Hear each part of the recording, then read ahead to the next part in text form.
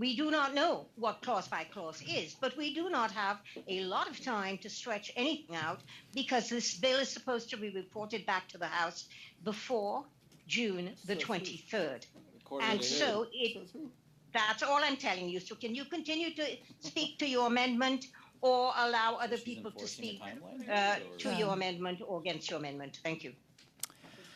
Madam Chair, I do have to ask a question for clarification before continuing. You ascribed motivation as to why I'm speaking.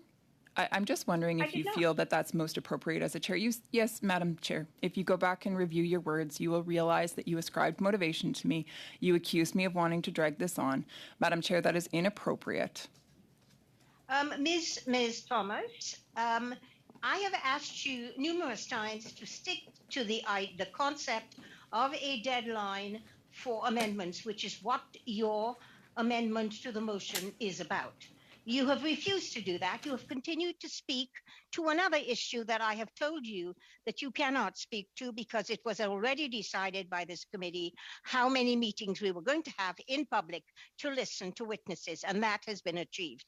You continue to pretend that I did not say that, and then I have to therefore wonder if you have another motivation other than speaking to your amendment.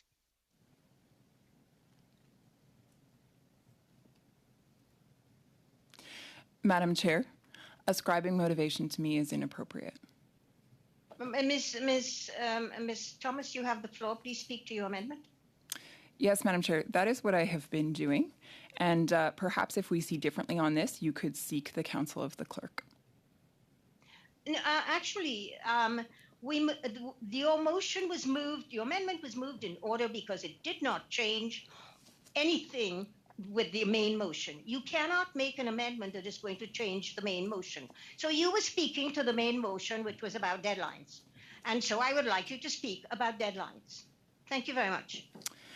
Yes, Madam Chair, I am speaking to deadlines, and I'm speaking to why I would like to see that deadline changed, which I believe is within the scope of the amendment that I have moved.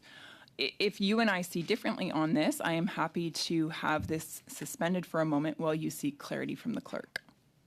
I do not seek clarity from the clerk. Thank you very much. Oh. Shall you continue? You will continue, Ms. Thomas. Thank you. Madam Chair, I'll also seek clarity on one other thing. You seemed quite firm that there's a certain date that we need to report this bill back to the House.